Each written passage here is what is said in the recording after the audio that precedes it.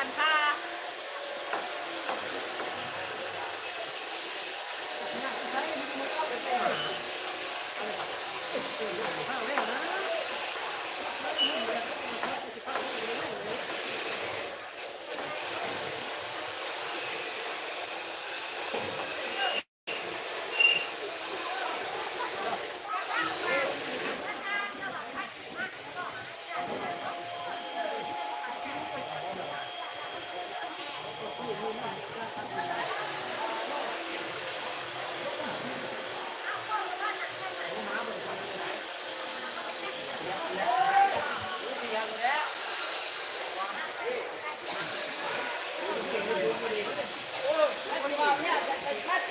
กุหลาบขาวเลยค่ะเลย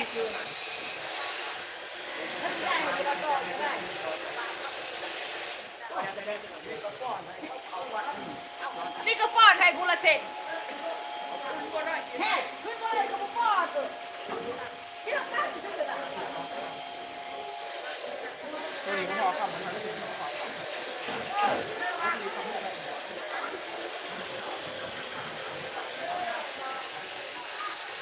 มาบอกเที่ยงนะ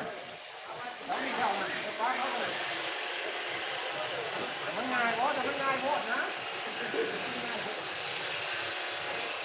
แท้มาแท้มาจับมาเลยมาผมจะพี่มาดูก่อนไม่ได้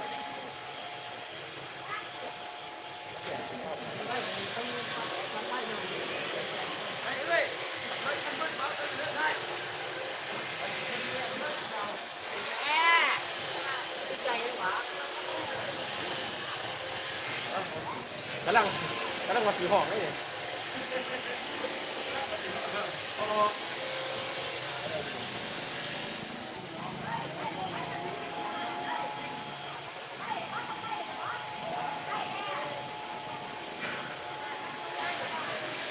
ยออกเลยยุกกับว่าเผาหัน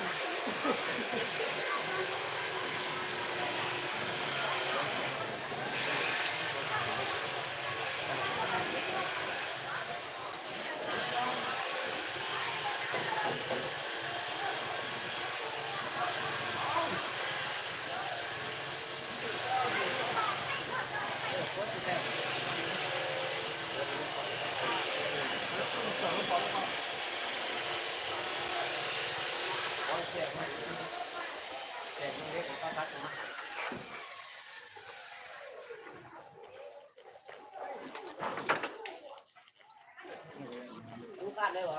แต่ว่าซูมไปแล้วให้เอามองตีนอยู่ก็ได้มองตีนอยู่วะรู้ว่าวัดตึงบ่เพื่อไว้เกินนี่ยังเยอะก่อนเจ๊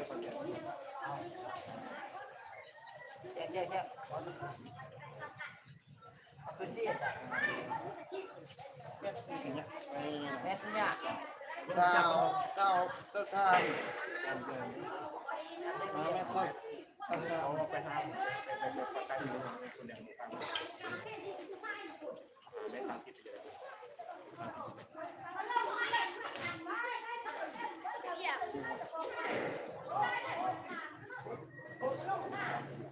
ดำออกมา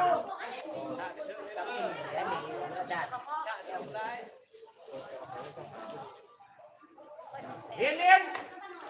ตัดเล็กไง5 เมตรเท่า5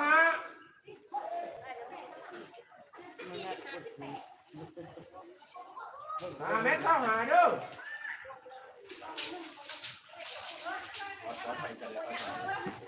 เอาปักเขาอย่างนี้เป็นปักเขาบ่เ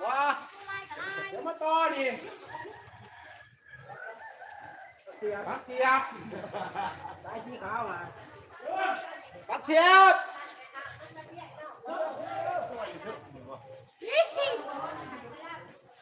แต่ว่าเปลี่ยนตู้ว่าดีเด็กว่าเปลี่ยนดิว่าคนกันค่าอยู่เจ้าผมคือผ้าจะหรอก5 เมตรเท่า5